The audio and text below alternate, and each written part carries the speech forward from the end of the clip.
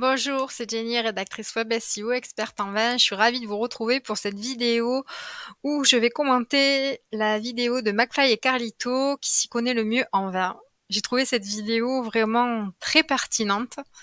Je suis pas toujours en soutien de ce que font McFly et Carlito, mais voilà, j'ai trouvé qu'il n'y avait pas d'intérêt derrière autre que le fait de s'éduquer, qui s'éduquent et de partager en fait, et tout ça dans une ambiance conviviale de partage, voilà en fait. Donc voilà, ça m'a bien plu. Alors c'est parti, on y va. Hop. Et alors? Mais c'était plat et tout, et musclé, il y avait un petit dessin. Nat, tu as inventé. T'as inventé le muscle. Mais T'as si, inventé le je t'ai vu, muscle. t'étais Mais- entrouvert, et j'ai vu un dessin de petit pec. C'était peut-être mon talc. Je suis persuadée d'avoir vu... Donc voilà, déjà le début, ce qui est intéressant à voir, attendez, Bon, Une montre-lui. courbe de pec. Il n'y a aucun... c'est que sur la table, il y a un joli pichet d'eau. Je sais pas si vous dites pot à eau, pitché, enfin bon, en tout cas un broc d'eau. Et il y a aussi un crachoir. La nappe est blanche, ils ont tous un verre à eau et un verre à pied pour le vin. Pec. Je vois ce qu'elle veut dire. J'ai des pecs? Ouais.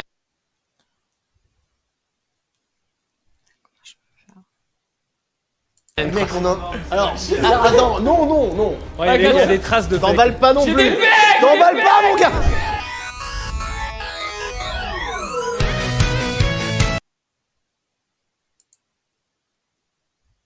Ce qui est pas du tout avec modération, c'est... Il faut boire, mais pas trop. Voilà, comme ça, vous savez, on va boire un peu d'alcool, puisque c'est la vidéo du jour. Oui. Mais ne faites pas comme ça chez vous, Voilà, les jeunes. Après, on va le faire dans un esprit de dégustation, Oui. de respect. On va apprendre aujourd'hui une des grandes fiertés de la France, le vin. Voilà, on est Ah, trop bien. Quand j'entends ça, une des grandes fiertés de la France, le vin. Mais c'est clair, quoi. Merci de le dire haut et fort. Après, évidemment, avoir dit, avoir cadré par rapport à la loi Evin qu'il faut faire attention, que l'abus d'alcool est dangereux pour la santé et tout ça. Mais oui, la France est fière de faire du vin. On a des super producteurs de vin et ça fait, comme je disais dans une des vidéos passées, le vin fait travailler énormément de monde en France. Euh, et contrairement justement à l'agriculture qui devient de plus en plus pauvre en nombre d'agriculteurs, de production de céréales, de fruits, de légumes, en fait. Alors, on a encore le vin qui est là, avec des vignes. Donc voilà, moi, je suis vraiment très fière quand j'entends ça. Ça fait vachement plaisir. très fiers, on est connus dans le monde pour le vin. C'est vrai que nous, on n'est pas des grands connaisseurs, on n'est pas des fines lames du vin. J'ai pas les termes. Non, mais t'as raison, Les termes. on est... Alors, ce sont pas des fins connaisseurs, comme ils disent, mais en tout cas, je pense qu'ils ont quand même quelques bases, quelques connaissances, parce que vous allez voir tout au fil de la vidéo où ils se débrouillent quand même pas mal. Et mais après, je comprends ce qu'ils veulent dire. Je pense qu'ils font pas les experts, ils sont pas là pour faire les beaux, ils ont pas un vocabulaire technique du vin, et ils ont raison de le préciser. Alors, pas nul, mais on n'a pas d'expérience. Nat non plus. Bonjour Nat, qui est avec nous, Oui, c'est Nat, la famille. Nat est resté avec non, nous. mais bonjour Ça fait vous. 3 heures Déjà, qu'on est là. bonjour vous. J'espère que ça va bien. Bonsoir. Nat, Je n'y connais absolument. Alors personnellement, je connais plus, je regarde plus les vidéos de McFly et Carlito quand ça m'arrive que de Natou. Pourtant, c'est une fille et j'ai vachement aimé sa présence sur cette vidéo parce que je trouve que elle apporte, comment je dirais, vous allez voir quelque chose d'assez authentique. J'aime pas forcément employer ce mot à toutes les sauces, mais en tout cas, elle est nature, quoi, en fait. Elle est nature dans ses questions et elle a pas tort, en fait, de poser ses questions ou en tout cas dans ses interventions. Rien, et je bois très très peu d'alcool. donc si on est là aujourd'hui, c'est parce qu'on sait que c'est un domaine de prédilection et fierté française et qu'on n'a jamais fait. La petite Smartbox, le petit cours d'œnologie, Ouais. on ne nous l'a pas offert. Et ça nous intéresse premier degré. Et deuxième chose qu'on veut savoir dans cette vidéo, qui d'entre nous trois est le meilleur né? En gros, ça va être en deux parties cette vidéo. On va faire premièrement une sorte de petit cours d'œnologie où on va vraiment apprendre. Donc ça m'excite énormément d'essayer de Alors moi, j'ai vachement de mal avec ce qu'on peut aujourd'hui dénommer un cours d'œnologie. Cependant, je trouve que le cours a été vraiment bien mené, surtout avec ces trois lascars. Donc je trouve que vraiment un champion a été le le sommelier qui les accompagne en fait. Il me semble que c'est un sommelier ou un caviste qui les accompagne durant la vidéo. Découvrir les saveurs du vin, les couleurs, etc. J'aimerais bien avoir les bons termes aussi. Ouais, les va les termes, avoir. mais Pour il nous faut décrire bien, un vin. bien sûr. Et en seconde partie, on goûtera des bouteilles à l'aveugle et on va essayer de définir lesquelles sont bonnes et moins bonnes. Pour ça, on a quelques Alors là, ce qui est intéressant, c'est qu'il nous présente l'organisation de la dégustation qui est en fait hyper organisée. Mais moi, en tant que professionnel du vin, tu me dis qu'on va faire une dégustation de cette manière-là, je comprends rien en fait à la manière qu'il a de dire comment va se passer la dégustation. quelqu'un qui est là, qui est Jonathan. Vous connaissez peut-être sur TikTok, qui s'appelle Le Sommelier, qui fait des super vidéos. Je t'ai découvert comme ça, tu dégustais une bouteille de villageoise. Et c'est bien, enfin, on sentait que t'avais les termes et tout direct. Et le premier nez, il est pas si vulgaire que ça t'attaque pas. Alors oui, j'avais déjà vu, enfin j'ai déjà même liké, je pense, et commenté les, les posts de Jonathan. Je trouve que c'est assez ludique ce qu'il propose et c'est pas sur TikTok que je l'ai vu. Moi, par contre, c'est sur Instagram, j'ai pas TikTok. Et cette histoire de la villageoise, elle me plaît à moitié, mais en tout cas, je trouve qu'il a des posts plus intéressants sur son Instagram que sur celui de la villageoise, en tant que professionnel du vin. Mais je trouve intéressant sa démarche, quoi, en fait. Pas tant que ça au final. C'est quoi d'ailleurs? C'est ton métier, ta Ouais, passion? c'est mon métier, ouais. Je suis sommelier. C'est quoi la différence entre sommelier et Œnologue. Œnologue, c'est ceux qui font vraiment, qui font les tests en cave pour savoir. Ouais, alors un onologue, c'est pas celui qui fait les tests en cave, hein. Un onologue, c'est un chimiste, pour moi, c'est un scientifique même. Enfin, voilà, il fait des études assez basées sur la chimie. Donc, il a même que dans le temps, on pouvait être œnologue sans déguster des vins. On n'apprenait pas la dégustation de vin. Donc, on fait pas des, des dégustations en cave et avec, je sais pas, comme il dit, des éprouvettes. Enfin, en tout cas, c'est un peu ce que j'avais. Mais oui, après, il a pas tort dans ce qu'il dit. Un œnologue peut se rendre directement au sein des cuviers, au sein des cuveries, au sein des caves, pour en fait déguster le vin et suivre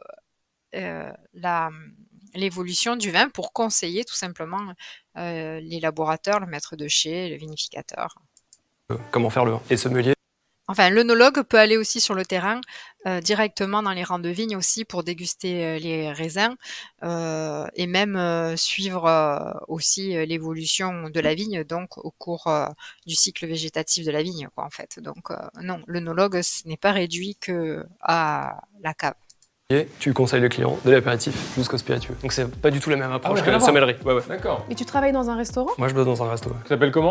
Ah voilà, il bosse dans un resto. Chez Castel. C'est un club de membres privés. Ah putain, genre faut rentrer, faut avoir la carte. On peut rentrer dans ton club? Si je vous parraine. Avant qu'on développe, parce que c'est très intéressant, tu es avec Claudia, Yes. qui est ton amoureuse. Ma chérie. Vous êtes en état d'amour. Tout à fait. Alors moi, j'avais commencé sur TikTok avant lui, mais moi je fais de la fiction et du coup je l'ai un peu poussé à partir sur s'exprimer justement parce que j'aimais bien À comment il vulgariser, expliquait et à vraiment, vulgariser les choses. Donc moi des fois je l'aide à dire « Attends, là j'ai pas compris, explique-moi ». C'est génial. Bah merci d'être avec nous aujourd'hui. On est très contents. En fait, c'est exactement ça. C'est les gens qui osent poser des questions qui font que ça vulgarise le monde du vin, en fait, à ce moment-là. Mais c'est parce qu'ils ont entendu justement des mots compliqués pour eux, pour l'instant, qui osent, qui fait qu'après, il y a une vulgarisation. Mais pour moi, vulgariser sans avoir introduit le terme technique, en fait, ça reste rabaisser les gens à un manque de un manque de vocabulaire de la part des professionnels du vin, comme s'ils étaient en en dominance par rapport à quelqu'un qui connaît pas ce vocabulaire-là, alors que pas du tout, quoi, en fait. Ça, je trouve que c'est très intéressant la façon dont elle amène. Moi, avant d'être vigneronne, je travaillais déjà dans le vin, mais j'étais pas vigneronne donc, et j'avais pas fait des études, j'avais pas fait un BTS, comment c'est, Vitiono en fait.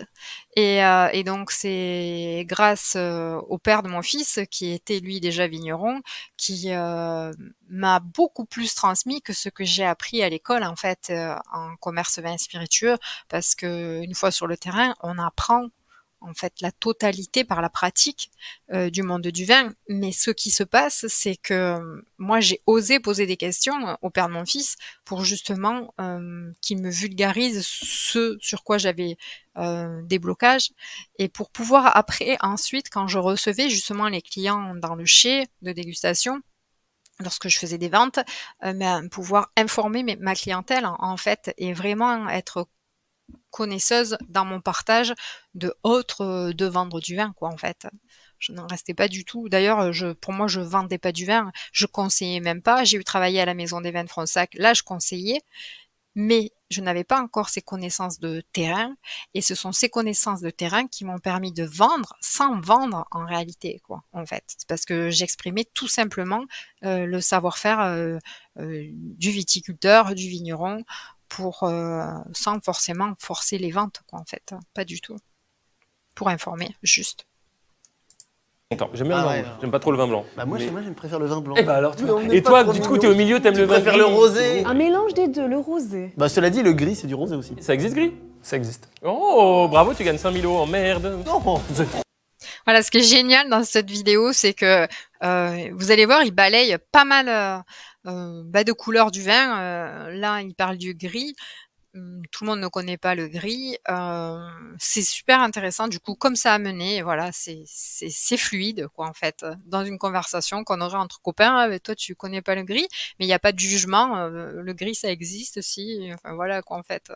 Ça trop bien. Je fais une petite dédicace à mon daron, qui va adorer cette vidéo, parce que mon père adore le vin. Il a même été juré au concours agricole. Et j'ai pas réussi à prendre cette passion de sa part. J'adore cette intervention, me fait trop rire. Ouais, je pense que là, on touche quelque chose. C'est qu'aujourd'hui, on se demande pourquoi les jeunes, ils sont pas sensibles à la consommation de vin. Ben déjà parce que, les parents ne transmettent plus ce plaisir de la table, de consommer du vin en accord mais vin à table, et de s'ouvrir et de s'offrir une bonne bouteille pour partager des moments conviviaux, quoi, tout simplement. Et lui, en fait, il a eu la chance que son père lui ait transmis ça, et c'est certainement ce qui fait que là, vous allez voir tout le long de la vidéo, il a quelque chose en lui où il connaît, en fait. Il n'a pas les termes techniques, mais il connaît. Il a été juré. Je désire une image, une photo, ne serait-ce. Écoute, s'il n'y a pas d'image, je ferai un petit croquis. Et donc, David le disait, la France a une réputation. C'est le premier pays le plus important enfin, pour commercialiser du vin et faire du vin. Est-ce que en deux, c'est la Chine? Non, en deux, c'est assez simple, c'est assez connu. Les vins d'Espagne. Un peu L'Italie. plus proche. Ouais, Italie. Vu que c'est votre métier, vous buvez du vin à quelle fréquence? Ça peut dépendre tellement des jours. Il va y avoir des dégustations. Dans la journée, tu as 3-4 dégustes. Tu vas déguster jusqu'à une centaine de vins. Si en plus tu as un service derrière, bah, ça peut monter Oui, mais relativement déguster, vite. c'est une petite nichée Après, que tu déguster, c'est ce qu'on recraches. va faire là. Oui, mais est-ce qu'on va sortir ivre de ce tournage? Non. Maintenant que j'ai bu, j'aime tous. Après, faut dire la vérité, même si on recrache, quand on fait plusieurs dégustes à la fin, t'es quand même pas très frais. Hein. Merci. Claudia sera la voix de la vérité. Voilà, voilà, on va se dire. Il va faire son truc, mais dès que tu sens que c'est Voilà. un peu complaisant, voix de la vérité. Non, ma question était, vous êtes bourré parfois? Ouais, ça peut arriver. Ouais, totalement. Bon, ce que je propose, c'est qu'on fasse un petit cours d'œnologie. J'adore cette franchise, en fait. Je trouve que ça fait plaisir à entendre. Moi, je me souviens des premières dégustations que je faisais chez l'œnologue, justement, de mes vins, où quand j'osais pas cracher au départ. Et j'osais pas cracher parce que c'était mon vin et il n'était pas question que je crache mon vin. Ça me faisait mal au ventre de cracher mon vin. Et en fait, je partais de chez l'œnologue complètement pétée, quoi. Et voilà, chose à surtout ne pas faire. Et aujourd'hui, maintenant que j'ai 48 ans, j'ai vraiment une approche complètement différente, à la dégustation, par rapport à la dégustation, que je transmets d'ailleurs à mon fils et je trouve, qu'il a un rapport à la dégustation de vin qui est complètement différente de celle que j'avais pu avoir à son âge, quoi, en fait. Donc tout est dans l'éducation pour moi.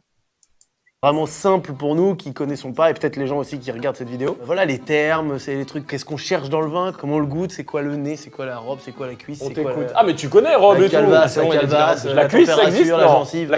Oui, voilà, il a déjà entendu parler de certains termes. Bon, la cuisse, en tant qu'experte en vin, c'est pas quelque chose qu'on emploie tous les jours, hein, ce terme-là. La cuisse? Après, dire ouais, il a de la cuisse, ouais, pourquoi pas. Le genou d'un vin. Avant que Jonathan et Claudia nous fassent un tutoriel et qu'on découvre et qu'on apprenne la science du vin, voici les chiffres phares qu'il faut savoir. Non mais c'est vrai. De la langue française. À connaître à propos du vin. Mais Ah, vous me d'accord. chiez dessus à la gueule. Non, parce que moi j'ai vraiment imaginé des chiffres phares. Bon alors, ce sera juste des chiffres phares. J'ai pensé aussi à toi, j'ai ramené du blanc. Donc là, on va commencer l'analyse sensorielle avec un rouge et un blanc. Oui mais attention parce que blanc sur rouge, tout va bien. Orange sur blanc, bien sympa. Orange sur blanc. Blanc Quoi, sur blanche blanc. Blanche sur rouge. Rien ne bouge. Rien de rouge. Rouge sur Blanc, tout fout le camp. On va commencer avec le blanc. Je suis très content, c'est vrai que je préfère le blanc. Alors, Ouais, je vais faire. déjà première chose, on est censé cracher dans le crachoir. Le crachoir que vous avez devant vous sert à cracher le vin. Ah ouais Non, mais C'est on un va en mini avoir- saut à champagne. Ah on va en avoir besoin genre au On va début. en avoir besoin parce que c'est important dans l'analyse de la dégustation. Vous allez voir la différence quand vous goûtez normalement et quand vous recrachez. Le pied est hyper fin. J'ai l'impression d'être quelqu'un d'important d'un coup. Le verre est déjà cher. Il ne faut pas le casser. 35. L'analyse sensorielle, elle se divise en 3 parties. Il y a le visuel. Oui, j'adore parce que ils expriment vraiment que le verre est hyper important et c'est souvent problématique dans le monde du vin où en tant que professionnel du vin, on déguste généralement dans les verres INAO qui sont vraiment une catastrophe pour partager en fait dans la convivialité le prestige du vin et de suite rentrer dans le mood que c'est de la dégustation quoi en fait et que ça a de la valeur ce qu'on est en train de faire. Le nez et la bouche. Donc la première chose qu'on va faire, c'est de regarder le vin et d'essayer d'apprendre des choses sur le vin. Une certaine opacité. Il a bonne tempée. On va regarder la profondeur. Donc la profondeur du vin, elle s'observe comment? On prend un fond blanc. Oh c'est génial. Ça c'est super important. Il y a plein de dégustations où on le fait pas et oui avoir un fond blanc c'est hyper important. Mais je trouve que la façon dont c'est amené, où il dit: «Oh mais c'est génial!» enfin voilà quoi, je sais pas s'il joue, j'espère pas. Pour moi en tout cas, j'aime parce que ça reste, nature, peinture et heu et c'est vrai quoi. Je trouve que c'est, comme ça que ça se passe. En tout cas, c'est comme ça qu'on doit, démocratiser le vin. Mais est-ce qu'on doit prendre une feuille tout le temps avec nous au restaurant Oui. Qu'est-ce que tu fous avec ta feuille à 4 chérie? Là, la profondeur, on voit que c'est translucide. Oui. C'est bien, enfin voilà, on arrive à voir à travers, c'est transparent. Et là, comme Neto l'était en train de faire, on peut lever la feuille et regarder s'il n'y a pas des reflets. Les reflets, ça peut nous indiquer déjà beaucoup de choses. Donc là, on voit que c'est une robe dorée avec quelques reflets brillants. Ensuite, une fois qu'on a observé ça, on va regarder sur le verre, on va regarder le disque. Donc le disque, c'est quoi? On penche le verre et il y a 2 disques. Il y a le premier ici et le deuxième. On va regarder celui qui est ici. Le disque, J'adore parce que j'ai animé des sophro-dégustations de vin pour justement, faire, sensibiliser ceux qui, ne consomment pas de vin, notamment quand, par exemple, on est enceinte et qu'on peut pas boire de vin. Heu, je trouvais chouette, ce voyage, sensoriel qui était produit grâce à la sophrologie, en fait, au lâcher-prise et en réalité, je m'aperçois qu'en regardant cette vidéo, rien qu'en écoutant, le sommelier là, c'est déjà alors que je connais vachement cet univers-là, mais c'est déjà un voyage, à soi, enfin, à part entière dans l'univers du vin et il arrive vraiment à les capter et captiver, pour, créer une connexion en fait et en fait, ils vont garder tout ce qu'ils ont appris là au début de la vidéo, ils le gardent tout le long de la vidéo et je trouve ça hyper fort parce que c'est ainsi. Et le problème, il est souvent qu'après les gens, ils arrivent chez eux, soit ils le font, ils se font juger par les autres, soit ils oublient de le faire. Et en fait, la dégustation de vin, c'est bien aussi de la mener de cette façon-là. Sans rester sur quelque chose de théorique, parce que vous voyez, il fait passer de la théorie, mais en fait, il joue et les autres, ils assimilent ça en jouant, comme des enfants qui jouent, quoi, en fait. J'adore. Ça va être l'épaisseur Qui est entre les deux. entre les deux. Ah oui, waouh. Donc, en fait, entre les deux, on va voir si c'est fin ou si c'est épais. Ah, ok. Là, tu considères que c'est fin ou épais? Là, c'est fin. Je dirais qu'il y a un Enfin, il y a demi-millimètre. il y a un demi-millimètre. Ouais, c'est la séparation entre En le fait, vide là- et ton alcool. Exactement. Ce demi-millimètre, il va évoluer en fonction de la maturité du vin. Plus vous avez un disque qui est fin, plus le vin est jeune, plus le disque est épais, plus on a un vin qui est vieux. J'ai envie de le boire. Ouais, j'ai envie de le boire très Je vais fort. très vite redevenir gaulois. Franchement, c'est clair. Oh, ça sent la raclette. Œnologue de renom. Ça sent la raclette. Ils me font trop rire. Et je rigole pas d'habitude à toutes leurs blagues. Mais là, ça me parle tellement que ça me fait rire et ça transpire tellement la France. J'adore.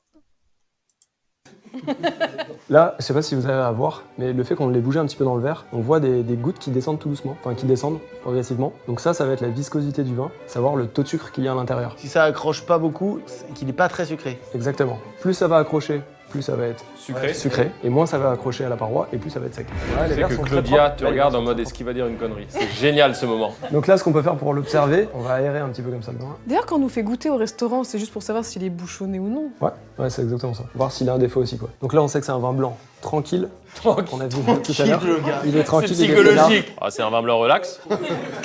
Voilà, tout simplement, il fait passer les termes techniques du vin. Il prend pas son audience pour des couillons. Il reste vraiment pro dans la façon qu'il a de, de partager son expertise. Et voilà, moi, ça, j'adore. Vraiment, si je commande cette vidéo, c'est parce que je trouve que on recherche trop à vulgariser et du coup on sort de tout le côté ludique qu'il y a ici là dans cette vidéo. On n'a pas besoin forcément de trop vulgariser. Il faut qu'on reste dans des messages qui soient clairs. Le monde du vin a un vocabulaire bien à lui et on fait passer ces termes techniques de façon très compréhensible aux yeux de tous. Là, ici, dans cette vidéo, moi, je trouve ça hyper, hyper puissant, quoi, en fait. Qui a eu des problèmes à l'adolescence, mais qui est là. Non, il a. Oui, puis il n'y a pas besoin d'en faire des caisses, d'ailleurs, en fait. Voilà, quoi. Le sommelier reste très pro, même s'il rigole et si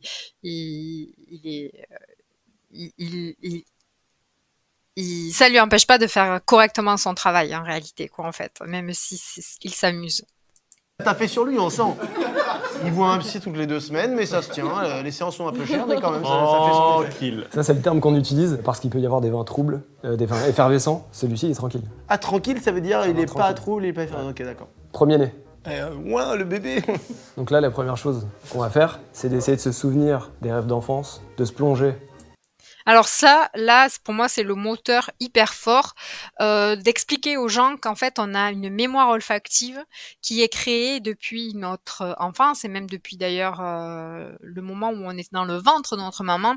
Donc, je trouve que c'est fort de venir de suite planter le décor au niveau du premier nez en expliquant qu'on n'est pas là en train de deviner un mot technique encore et c'est juste qu'on vient faire appel à nos souvenirs, à notre mémoire olfactive qui elle a emmagasiné des tas et des tas de saveurs, plutôt d'odeurs à ce niveau-là. Ailleurs, et d'essayer de se souvenir des arômes qu'on ressentait. Je sais pas quand mamie elle faisait la tarte aux abricots qu'elle sortait. Ah, moi, alors, attends. Elle faisait les abricots. Là, il est allé un peu trop loin, il les a perdus et moi c'est ce que je trouvais aussi et C'est ce qui m'arrivait aussi quand je faisais des fois les sophro-dégustations de vin. C'est-à-dire que dès qu'on fait appel aux émotions, il faut faire attention à ce qu'on vient titiller chez les gens. Quand je faisais des sophro-dégustations de vin, des fois je faisais pleurer les gens parce qu'en fait je faisais appel à des souvenirs, notamment des grands-parents. Et par exemple, les grands-parents sont souvent très moteurs chez les individus, ce qui fait que très moteurs par rapport au partage du vin. Et ce qui fait que ça venait réveiller des souvenirs très lointains de personnes qui peuvent être décédées et du coup peut un peu plomber le moment, quoi, enfin le mood. Mais après, Je vais te le dire. Dommage pour mes... mais après ça repart vite. Je veux dire, et de toute façon, c'est vrai que je parle trop de mon enfance et de moi. En fait, c'est génial, tu t'es lancé dans un truc que j'adore, c'est la poésie de l'instant. c'est Mais mortel. tu veux pas vraiment que je me redirige vers mon enfance?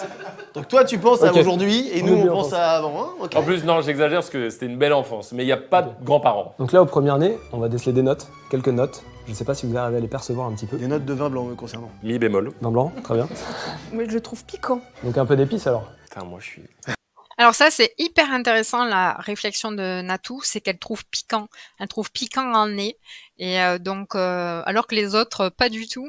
Et souvent, ça va lui revenir. Et en fait, là, c'est compliqué, mais c'est vrai que ça serait intéressant de analyser ce qui est pour elle le piquant. Pour mieux comprendre justement et lui faire peut-être redéfinir que c'est pas forcément le bon terme qu'elle a à ce niveau-là, quoi.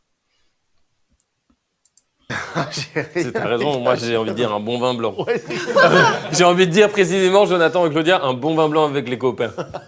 C'est ce qui me vient. Mais imagine que c'est un parfum que tu es en train de tester là chez Sephora. On t'a Moi j'ai un cheaté peu sur de petit bois. bout de Moi papier. j'ai un peu de bois. Oui, ça c'est encore hyper pertinent ce qu'a dit Natou. On va chez Sephora pour tester des parfums. Je trouve que ça serait vraiment ludique, ça aussi, de proposer à tester les vins, mais pas forcément en dégustation, mais en nez, quoi, en fait. Il y a, c'est, franchement, cette vidéo, c'est une pépite pour faire évoluer euh, vos, vos, comment je dirais, vos prestations œnologiques ou vos prestations commerciales, etc. en fonction de vos clients. Moi, je trouve qu'il y a des choses à faire, quoi. Bois. Il y a Claudia qui va vous distribuer des petites fioles. Vous avez des fioles totalement différentes tous les trois. Donc vous pouvez vous les échanger après une fois que vous avez senti. C'est pour vous aider à retrouver ce qu'il y a dans le verre en fait. Une fois que vous avez l'arôme, vous mettez le nez dans le verre Ah, joli, et d'accord. vous essayez de retrouver l'arôme. Là, c'est un peu musc et il y en a pas. Et les trois, ils sont dans le verre. Ah, merde. Comment s'appelle le milliardaire un peu qui sont bons Elon Musk. Alors ça, c'est certainement fait pour cadrer la dégustation. J'aurais jamais procédé de cette façon-là, mais en tout cas, c'est bien amené. C'est intéressant, quoi. Et alors, Non, faut pas faire. Ah ok, c'est tout le monde lui dit qu'il faut pas faire ça. Personne l'a prévenu et ça m'a fait mourir de pas de rire. Poppers. Oh, ça me rappelle Aurélie du CP. Tu vois que ça revient. Regarde, c'est ça qu'il t'a dit tout à l'heure. T'es un génie, C'est toi. ça. Donc là, Ça- pour ça l'instant, sent le pain. ça sent Aurélie du CP pour Ça l'instant. sent du pain. Le pain de la cantine. Ah, mais qu'on tu nous vois. donne. Aurélie du CP, le pain de la cantine, ah là là, on en trouve des belles là. Mais le midi. Il y a de l'amande, du musc et du bois. On n'en est pas loin. De la noisette. Yes. Oh ouais, noisette. T'es forte. Non, t'as J'ai dit. gagné un bon point. Un bon vin. Donc là, ce que vous êtes en train de boire, c'est un Bourgogne générique de la maison Montille. Donc c'est 100% chardonnay. Et c'est les arômes qu'on peut ressentir sur ce type de vin-là. Donc là, les notes, toi tu as dit noisette. C'est vrai qu'il y a des notes primaires, fruitées un peu. Moi j'ai un peu de pomme, légèrement. Putain, mais moi, je suis. Oui, ça, c'est de la je vous le pomme. dis, je De la suis pomme très verte. mauvais à ça. À sentir ça. les trucs. Même tu me mets un parfum, je suis là. Là, je sais t'en pas. es vraiment pas loin. Poire. Poire, donc. Yes. Poire. C'est ça. Poire. Le 3. Voilà, ce qui est intéressant, c'est qu'ils ont les trois là n'ont pas du tout la même façon de fonctionner et pour trouver les arômes. Et je trouve même qu'on pourrait aller plus loin là. Des fois, c'est un rapport au fonctionnement. Tout simplement, il y en a qui sont plus, je sais pas. Comment je dirais, avec un raisonnement mathématique, d'autres qui sont plus avec un raisonnement littéraire, etc. Ce qui fait que il y a des choses à aller chercher aussi là-dedans qui sont différentes. Troisième, ça va être un peu plus complexe. Il y a une note fruitée, il y a des notes florales. Une note florale, on peut l'avoir au deuxième nez. Parce que je vous ai parlé du premier, mais il y a un deuxième nez. Deuxième nez, c'est quoi? On vient casser la molécule du vin, donc on va là. Alors, je suis pas sûre que les notes florales, on les ait que dans le deuxième nez. J'ai pas dégusté le vin, mais ça m'étonnerait. Mais enfin bon, j'en sais rien. Ça a précisément l'odeur de la clope électronique de Joyka. Donc note florale, ça va être... Ça, c'est vrai que son intervention, là, ce qu'il dit, c'est que on a fait vraiment très fort avec les clopes électroniques. Déjà parce que du coup, parce que ensuite, quand on a l'odeur, quand quelqu'un fume tout le temps la même clope, même goût, la même saveur de la clope électronique, du coup, on se souvient de cette personne. Et donc, je pense que voilà, il faudrait s'inspirer des clopes électroniques pour pouvoir démocratiser en fait les odeurs du vin. En fait, il y a des choses à faire par rapport à ça. Et c'est intéressant, sa réflexion est hyper pertinente. C'est une fleur blanche. Sureau. Non. Marguerite. Acacia. Alors là, ça c'est fort. Ils disent sureau, marguerite. Bon, marguerite, c'est parce que peut-être qu'il n'y avait pas d'autres noms à marguerite. Ça sent pas non plus, ça sent même plutôt plus vert que ce que sentent le sureau ou l'acacia. Mais le sureau et l'acacia sont très proches. Donc franchement, c'est chouette. Donc on a fait le visuel, on a fait l'odorat, maintenant on passe à la bouche. Donc là, alors oui, pour goûter, il y a des petits trucs, il y a le fameux... Ouais, et c'est grumé, le terme. Grumé. Alors grumé, moi je suis une dégustatrice experte en vin. C'est pas un mot qu'on emploie tous les jours. Je pense que dans la sommellerie, il emploie plus régulièrement que nous, les dégustateurs de terrain, quoi, en fait. Enfin bon, voilà, on fait passer le vin sur toutes les parties de la bouche et on crache et on aspire ou pas de l'air, ça dépend de ce qu'on recherche à ce moment-là dans le vin. Je pense que souvent on perd les gens en venant là, à ce moment-là, apporter trop de techniques, de leur expliquer comment est-ce qu'on doit faire dans la bouche pour avoir un maximum de saveur. Je pense que déjà, mettez le vin en bouche et observez ce qui se présente là à vous. Comment est-ce que vous réagissez par rapport à ça? Et je pense que c'est déjà suffisant. Après, quand on devient expert, comme je vous disais, moi, les premières dégustations que je faisais, d'abord, je savais pas du tout que j'allais devenir experte, donc je ne pouvais pas cracher mon vin, c'était pas possible parce que c'était moi qui l'avais fait, donc j'avais passé énormément de temps. Je voulais pas le jeter. Et ensuite, aujourd'hui, quand je déguste même les grands crus classés, je recrache sans aucun problème et ça se fait de façon simple, quoi. En fait, c'est nature. J'ai hâte de grumer avec vous, les amis. Ajouter de l'air sur la langue au moment où on va prendre Je vous montre. Ah oui, Grume, grume pour nous. Oh, la vieille menace.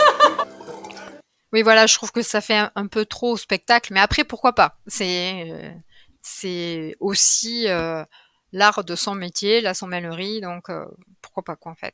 Oh, J'arriverai pas à cracher, les gars, j'ai trop envie de le boire. Ça permet vraiment... Voilà, comme il dit, j'ai trop envie de le boire et je suis complètement de cet avis. Je pense qu'il vaut mieux moins en boire, mais vraiment avaler le vin aussi permet d'observer comment il coule le long de la trachée, comment est-ce qu'on le reçoit dans l'estomac. Enfin, il y a quand même pas mal d'informations quand on avale le vin, quoi. Vraiment de ressentir plus les arômes et atténuer l'alcool. Mais quand vous faites un resto tous les deux en amoureux, vous vous retrouvez en face à face à faire... J'adore. Bah, ceux-là, je crois qu'ils vont dire oui, il me semble, de mémoire. Alors, moi, quand je me retrouve avec des professionnels du vin en amoureux tous les deux au resto, ben, je suis super contente de partager ce moment et je grume pas du tout le vin. C'est fou. Ouais. Ouais, voilà. Enfin, je suis mitigée sur ça, mais après, chacun fait comme il veut, quoi. Par exemple, moi, je fais de la danse classique. Quand j'entends de la musique classique, je suis pas en train de vouloir danser, quoi, tout le temps. Durée du repas. Oh là là, les serveurs, ils pètent un plomb avec vous. Ah merde, ils arrivent, ils vont grumer pendant 35 minutes. Oh non, les grumeurs. Oh non. Ouais, voilà. Puis en plus, des fois, ça met mal à l'aise les serveurs. Et aussi, ce qu'il y a, c'est que En fait, si je suis avec un homme, généralement, on va venir servir le verre à l'homme, le vin dans le verre de l'homme pour justement que lui décide si c'est un vin bouchonné ou pas, alors qu'en fait, moi je sais très bien le faire, quoi, en fait, donc ça me fait assez sourire. Voilà, je pense que les mentalités peuvent s'ouvrir à ce niveau-là, et notamment d'ailleurs au point de vue des sommeliers qui peuvent aussi servir les femmes et pas que un verre, pas qu'un fond au niveau d'un verre d'un homme qui des fois le goût de bouchon, c'est pas tout le monde qui sait le reconnaître, donc voilà quoi. Moi j'ai eu fait des dégustations avec des experts en vin et, euh, et en fait on n'était pas nombreux des fois à déceler les goûts de bouchon quoi. Allez, les grumeurs. Grumons. Grumons les amis. On crache? C'est dur de cracher les gars, ça donne trop envie d'avaler. Ah putain, Non, fallait mais- cracher. Oh par contre c'est bon. Mais tu sais quoi, mais prends dedans. En vrai de vrai, il est légèrement abrasif. Il pique légèrement. Moi je le trouve très rond. Est-ce que rond est le contraire de piquant? Ouais. On a dit le contraire, toi et moi. Qui a gagné cette partie? Oui, voilà, ils disent le contraire parce qu'en fait, je pense qu'il n'y a pas eu un recadrage de savoir quels étaient, quels mots ils mettaient, comment je dirais, quelle sensation. Je comprends que il y en a un qui dit rond et l'autre qui dit abrasif, mais en fait, est-ce que rond, là, on voit vraiment que c'est très différent, mais est-ce que ce rond que l'un a, c'est au même endroit que l'autre à l'abrasif, en fait. Voilà. Mais c'est carrément ça, le vin. Partie. C'est rond. C'est rond. C'est rond. Et en même temps, là, j'ai défini plus nos personnalités. Oui. Il est rond et moi, je suis Rond et piquant. piquant. Mais moi, il me pique, hein, vraiment. Tu préfères ça? Ah je préfère les blancs. Le blanc champagne, Alors, un atout, il lui pique en nez et il lui pique en bouche. Moi, je serais vraiment à l'affût de comprendre qu'est-ce qu'elle entend par piquer.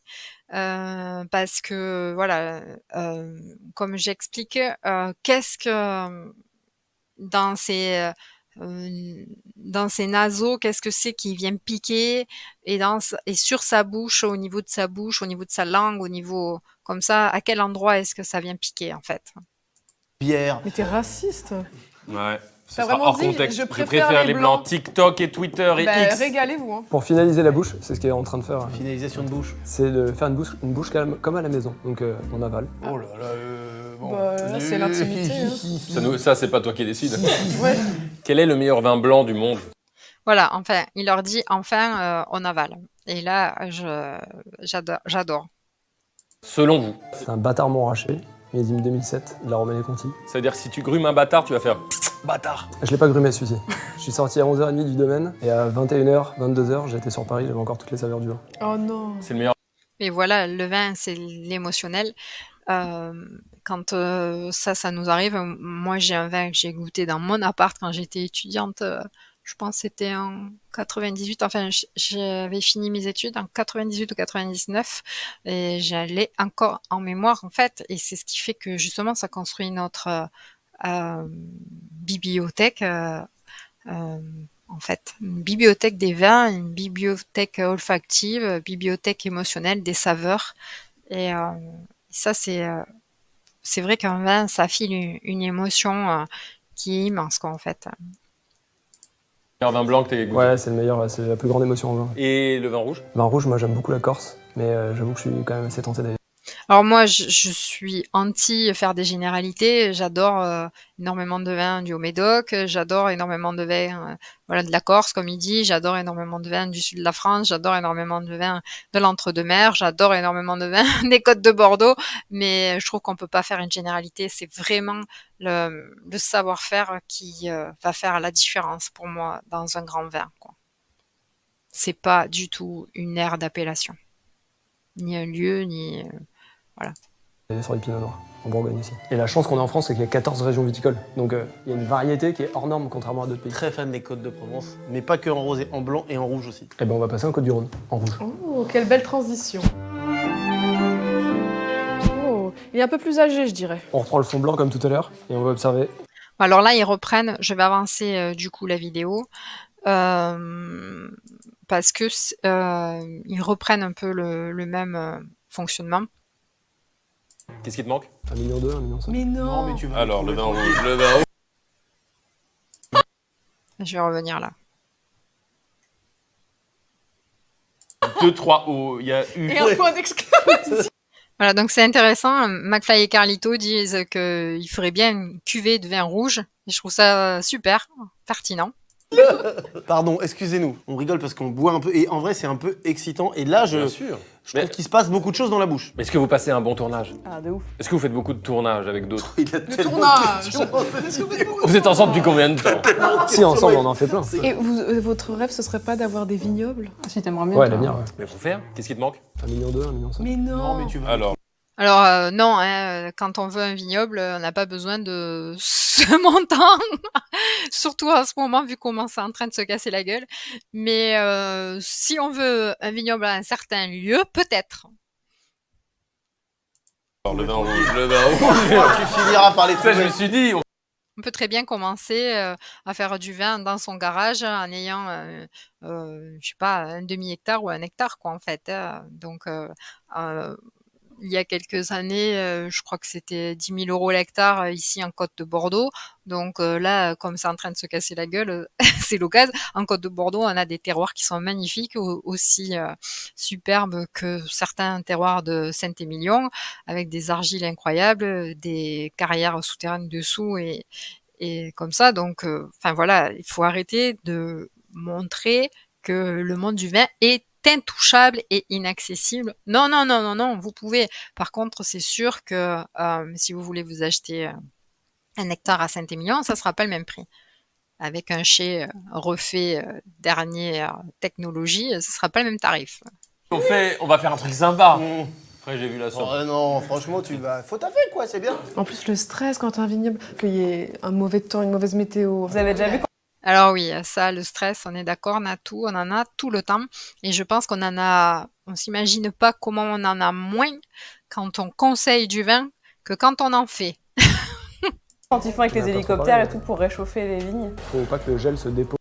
Hélas, tout le monde n'a pas un hélicoptère pour réchauffer les vignes et je trouve que c'est c'est une intervention intéressante, mais qui, pour moi, n'a pas du tout lieu d'être. Là, c'est tellement minime, ceux qui ont un hélicoptère pour réchauffer les vignes dans le monde du vin que, enfin voilà. Pause sur les vignes. Et là, 2021, il y a eu beaucoup de gel dans les vignes. Du coup, les mecs, Par contre, se réveiller, oui, toutes les nuits au printemps, lorsque la vigne débourre pour mettre les bougies, ça c'est clair, ça, ces dernières années, c'est quelque chose de récurrent. la nuit, ils vont mettre des bougies entre les vignes et tout. Pour faire chauffer. Et d'ailleurs, les années, il y a un vrai calendrier. Je l'avais vu chez le père de ma femme. Et genre, il y a des années avec des meilleurs vins que d'autres. Il y a plein de millésimes, par exemple, vous pour votre millésime. 86, il y a 86. des très très bons vins, je sais. 86, il y a des super vins. Et j'ai regardé surtout la région. La région, c'est Bordeaux. Donc à Bordeaux. Bordeaux, Ouais, donc en fait, ils sont quand même nés en 86, donc bah ils ont plus de 30 ans, quoi, du coup. Donc c'est aussi normal qu'ils soient, on va dire, un peu informés du monde du vin, quoi. Avec un petit peu de vocabulaire, ils ont déjà bu du vin, ils ont déjà dégusté. On voit qu'ils sont pas du tout tombés de la dernière pluie par rapport au vin, quoi. en 86. Et 85 aussi, il y a des trucs super 85, c'est pas mal. 85, Est-ce c'est qu'il y a pas une mal. année qui sort du lot? Il y a des années, ouais, 90, c'est 90, hors pareil, norme. c'est dingue. Ah Et ouais? le millésime du siècle, c'est 61. Et Ça veut dire 45, c'est une super année.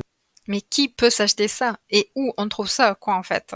Moi, j'aurais aimé avoir peut-être plus d'informations sur les derniers millésimes. Mais c'est toujours pareil, les millésimes, ça donne une directive, mais on n'est pas du tout sur quelque chose de concret. Parce que moi, je me souviens, 2007, c'était un millésime de merde. Et pourtant, on avait fait un vin extraordinaire en 2007, quoi. Enfin, il était sorti même ex aequo avec notre grand cru classé de Saint-Émilion, alors qu'on était en Bordeaux supérieur, quoi, en fait. Donc voilà, quoi. C'est tout ça, c'est tellement pas juste. Nos grands-parents ont dû kiffer. D'ailleurs, le vin qui s'est vendu le plus cher au monde, c'était en 1945. Vous avez une idée du prix? 12 300 €. Tu peux monter. 850 000 euros. Non, 480 000. Tu bois pas. Ouais, tu le bois pas. Et moi, j'ai un truc bizarre dans ma tête d'enfant. Je me dis, tu vas à Monop, tu prends une bouteille basique, ok, un truc à 12 balles, et tu le laisses dans ta cave 6 ans. Est-ce que ça prend du goût et de la valeur? Ça va madériser, ça va Quoi devenir du vinaigre. Mais non, mais non, mais non, mais non, mais non. Ça c'est faux. C'est archi faux. Ça, je suis pas du tout d'accord. Ça se madérise pas comme ça. Hein. T'as le droit d'aller à Monoprix, acheter du vin et le garder dans ta cave, quoi. Et heureusement, même s'il est à 12 €. Non, mais il faut s'informer juste de savoir si c'est un vin qui a le potentiel pour être gardé ou pas. Moi, en ce moment, j'ouvre des vins qui sont qui ont 10, 20 ans de mon exploitation viticole. Ils sont magnifiques, quoi, en fait. Et je comprends pas du tout ce raisonnement. C'est pas parce que le vin il est à 12 € qu'on le garde 5-6 ans, même 10 ans, qu'il ne sera pas bon dans le temps. Ah, ça va pas devenir bien. Non, tout dépend du travail du vigneron en fait.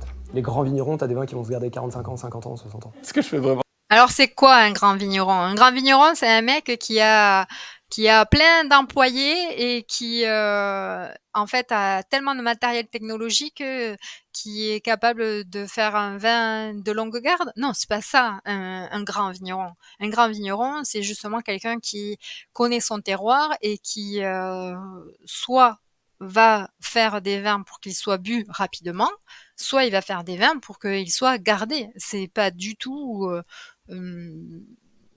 enfin, pas du tout ce que là il est en train d'être. Pense à David. Mais non, arrête. Tu prends une bouteille au hasard et tu la gardes. Ouais. Non, Par je contre, prends des prix un peu élevés c'est et je me super dis je les mignon. garde. Est-ce que les petites pastilles médailles d'or, d'argent, ça vaut quelque chose ou c'est un trafic? Ça m'impressionne toujours. Ça ne veut strictement rien dire. Et là encore, c'est complètement faux. Alors, je suis pas pour tous les concours. Il est vrai que ça veut strictement rien dire. Voilà. Ce que je pense, en tout cas, à travers ça, c'est que heureusement qu'il y a eu à une époque ces concours qui ont fonctionné pour pouvoir venir tirer vers le haut les vins, parce que il y avait énormément de vins qui étaient de mauvaise qualité et en fait, ces histoires de concours, ça a permis de montrer au public ce qu'était un vin avec une médaille. Déjà, aujourd'hui, évidemment, c'est peut-être plus bullshit, mais ça a quand même un fort impact parce qu'il faut savoir que quand un vin est quand même médaillé d'or, jusqu'à présent, un négociant venait acheter le vin plus cher que s'il n'était pas médaillé. Donc, c'est que quand même, derrière, il y a un intérêt à montrer la qualité. Après, c'est sûr, c'est pas parce que vous avez un vin qui a été médaillé et un autre qui ne l'est pas que celui qui ne l'est pas est mauvais. C'est ça, en fait, qu'il faut comprendre. On fait toujours des raccourcis de choses, quoi. Purée, c'est mon seul repère Moi dans la aussi. vie.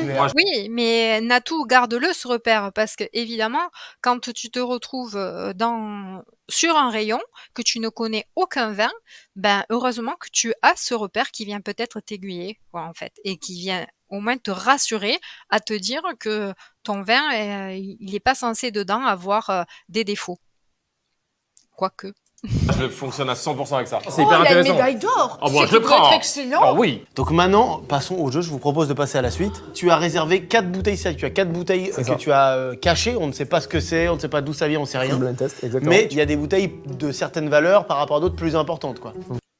Le détail hyper important, je trouve que c'est génial parce qu'ils mettent du pain pour montrer qu'à un moment donné, le palais sature, donc c'est chouette de manger du pain pour justement se refaire le palais. Donc là, ils vont déguster 4 vins différents avec des tarifs différents. Et ce qui est génial, je vais pas aller jusqu'au bout, mais ce qui est génial, on va le reprendre, attendez.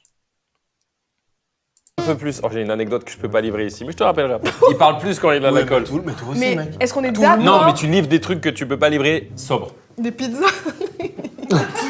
Attends, mais Oui, alors là, ce qu'ils sont en train de dire, c'est qu'après, une fois qu'on est désinhibé, eh bien, nos conversations sont sont sans filtre, quoi, en fait.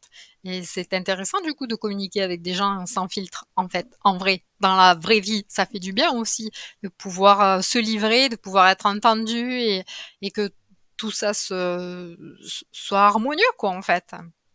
Tout le monde n'est pas forcé de tout le temps se prendre des grosses murges. On peut aussi se mettre comme tous sur la même longueur d'onde, quoi, en fait. On est d'accord que quand quelqu'un a l'alcool mauvais, c'est juste ça ressort sa vraie nature. Je crois pas. Si. Je pense que tu peux dire de la merde étant bourré. Que tu Moi, regrettes. j'ai jamais dit. J'ai toujours fait des blagues où j'ai juste fait. Allez, 4e et dernier vin. Voilà, donc je continue. Ça adorait ce Totalement. vin. C'est hyper floral, c'est quoi Tout à l'heure, tu cherchais un vin identique Bon, un peu mais à la pas- villageoise, bon et pas cher. Ouais. Le vin qui est le plus vendu au monde, c'est la Roche-Mazet. Ah ouais. Oh putain, j'ai déjà acheté cette Un vin bouteille. français. Bah oui. 3,50, 100% Cabernet Sauvignon en 2022. Je suis le peuple, les amis. Mais toi, personnellement, tu l'aimes bien? Tu sens que c'est un bon vin? Moi, je trouve ça très âpre, très acide en bouche. Oh, j'ai trouvé précisément l'inverse de toi. J'ai trouvé doux, floral Mais et pas oui. du tout alcoolisé. Ai-je besoin de vous dire, personnellement? Non, je crois que t'as pas besoin. Si on le reprend en bouche, on va le reprendre. Oui, alors là, en fait, chacun a fait son classement et je crois qu'ils sont tous différents et ils n'ont pas du tout trouvé quel était le vin le plus cher et quel était le vin le moins cher.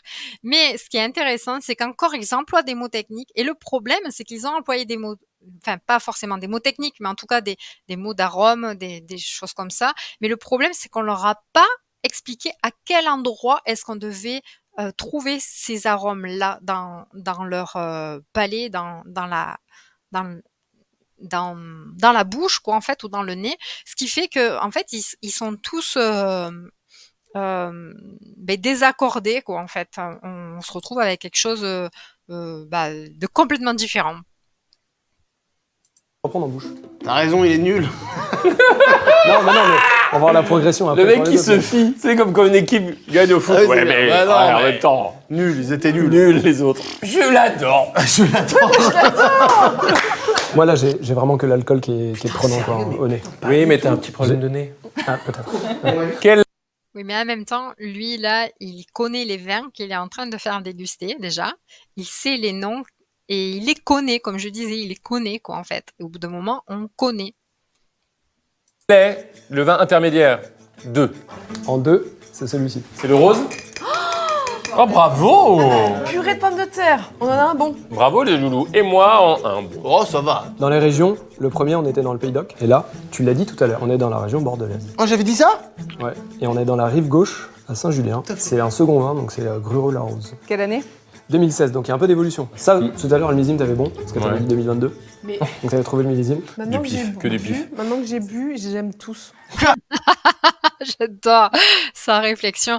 Je pense que surtout maintenant qu'elle les a bu tous, eh ben en fait, elle est plus là pour aller checker ce que il y a l'alcool, ok, comme ça, mais elle est plus là pour aller checker ce qui est peut-être différent de l'un de l'autre. Elle s'aperçoit que celui que peut-être était d'une certaine manière, et bien en fait l'autre, même s'il était différent, et bien peut-être que celui qui était d'une certaine manière était en fait bon aussi.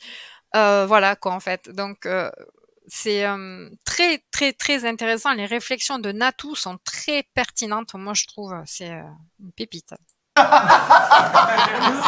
Je retire tout ce que j'ai dit depuis le début quand je disais ça sent le vinyle et tout. Ils sont tous. J'aime tous les. Oui, parce qu'au début, en fait, elle était à la recherche de termes, de mots, de saveurs, elle était en train de complexifier, en fait, tout l'univers du vin elle-même, en fait, parce qu'elle pensait que c'était complexe. Et puis, petit à petit, déjà parce que aussi le sommelier rend ludique la dégustation et vu ses acolytes, c'est le cas de le dire, ben elle se sent à l'aise et elle reconnaît aussi et que en fait tous les vins sont bons là et je trouve que c'est il y en a, ils vont de suite interpréter et dire que c'est parce que justement elle a trop dégusté. Mais je suis pas convaincue que ce soit ça dans la réalité, en fait. J'avais mis sur ma feuille odeur chimique, sans le plastique, brûle le ventre. Et là, je l'adore. Qu'est-ce qui se passe dans le cerveau? Quel est finalement le vin le plus cher maintenant, on peut dire? Le vin le plus cher Le est. vin le plus cher est. Le bleu. Pardon, excusez-moi. Mais les amis, Arrête. on a le syndrome inverse. Moi, j'ai mis le moins cher en plus cher. C'est ça. Vous avez mis le plus cher en moins cher. C'est très intéressant sur ce que ça veut dire sur la subjectivité. J'ai une théorie, c'est qu'on n'a pas l'habitude d'acheter des bouteilles à 300 €. Et donc, il y a peut-être des choses où notre palais est plus habitué. C'est des bouteilles qu'on peut acheter en soirée ou à des dîners entre amis. Et du coup, on s'est reconnu là-dedans. Intéressant. En fait, c'est très juste. À vrai dire, Voilà, je trouve que c'est très juste, encore une fois, ce qu'elle dit Natou, que quand on connaît pas, eh ben, on sait pas, le prix que ça vaut et ça me fait penser aux gens, qui, n'aiment pas le caviar tout simplement parce qu'aussi ils ont des fois pas l'habitude d'en avoir mangé et ils peuvent ne pas aimer en fait le caviar et pourtant le caviar c'est très cher.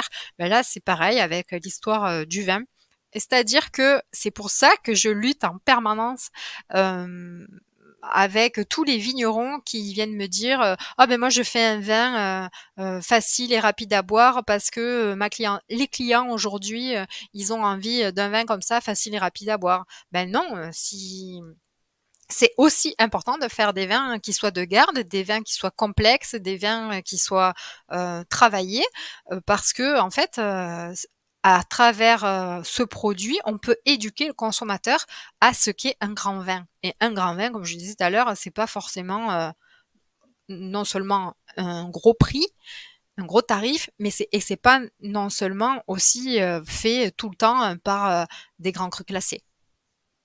il avait tellement un nez différent que moi j'ai pas trop aimé et tout, que c'était soit le meilleur, soit le pire, mais c'était pas C'est pour ça entre les tout à deux. l'heure je te parlais de complexité. Sachez que ça ne veut rien dire quand on a votre faculté de pédagogie. Non mais on est juste des mauvais élèves, vous avez capté? Oui, oui, non, mais c'est Il y a pas des vous, professionnels c'est pas qui vous, nous c'est expliquent et le classement n'est pas bon. Je Natou. tiens à m'excuser pour tous les mots que j'ai utilisés pour les bouteilles. Je suis d'accord avec toi. Je Ah bon Il m'excuse. sent très bon maintenant.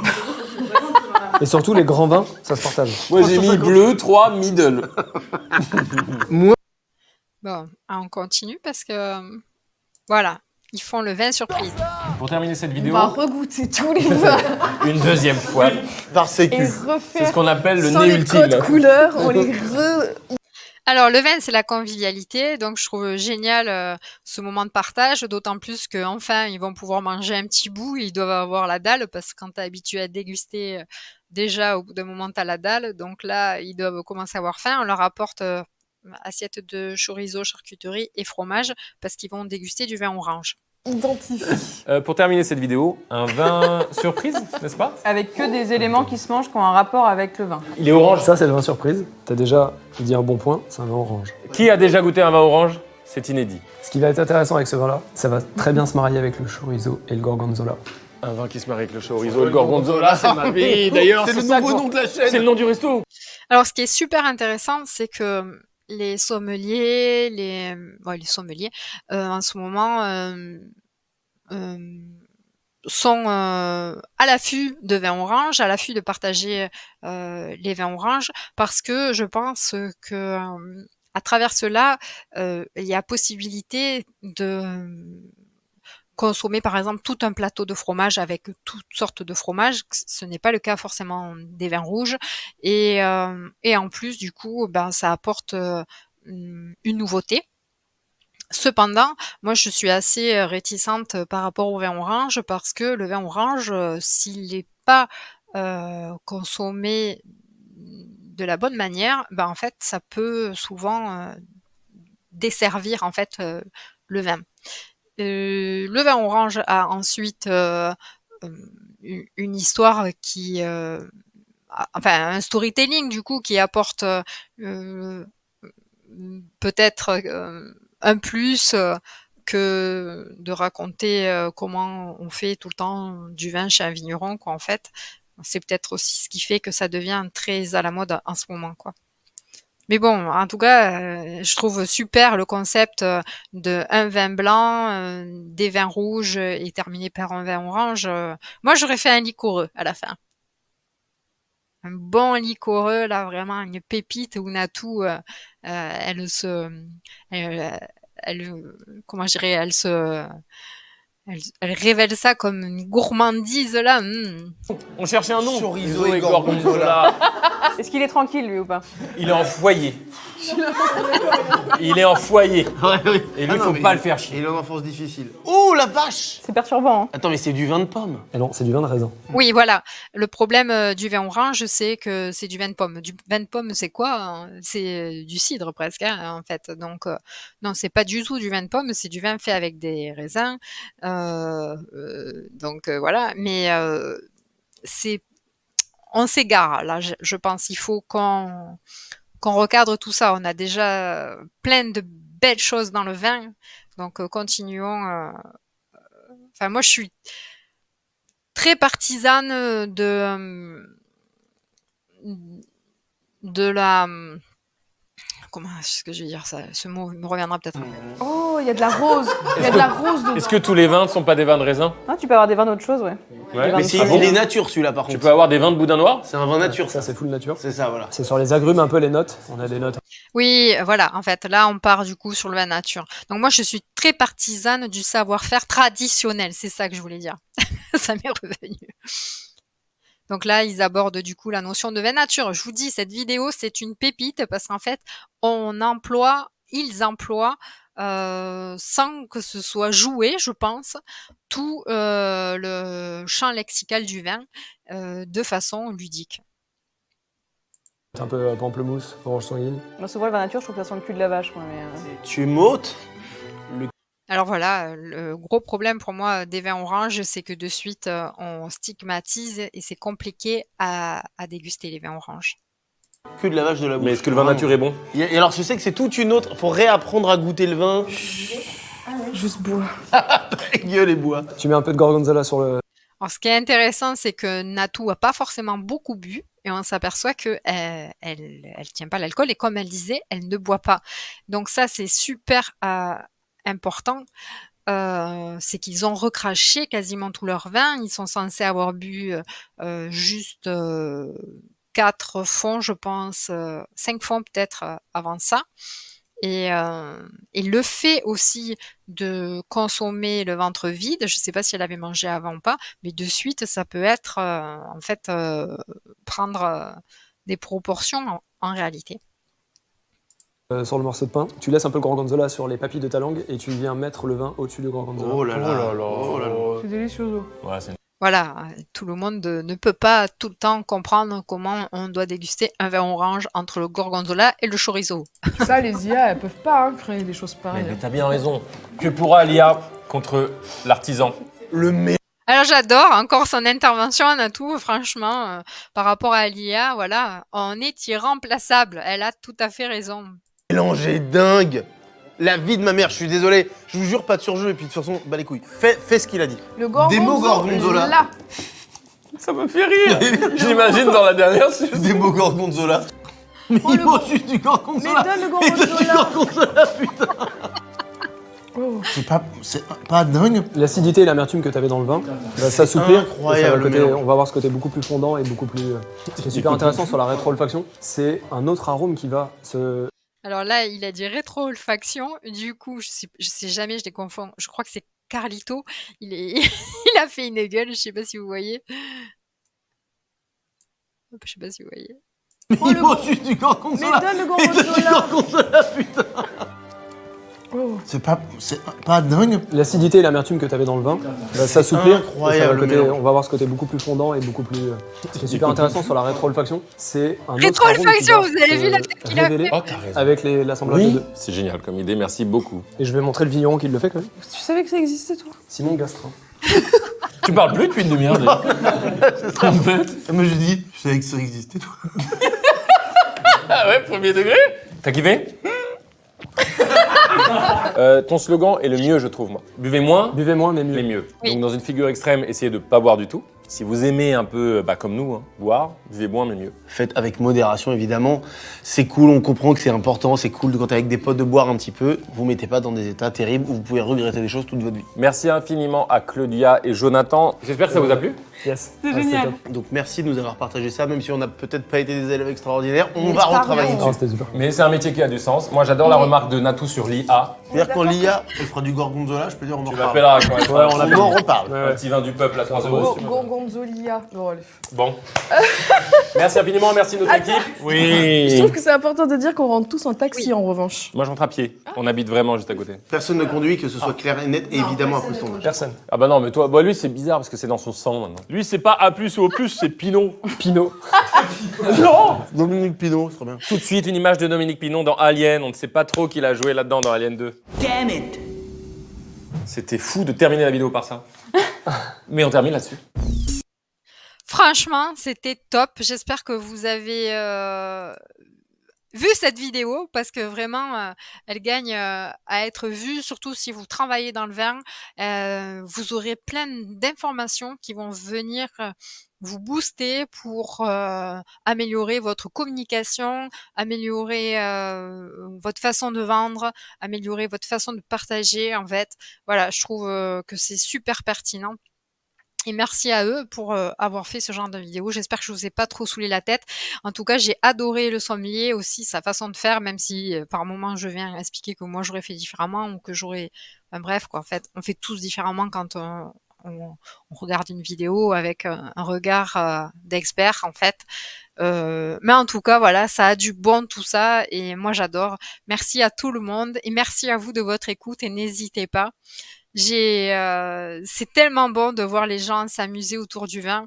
Voilà.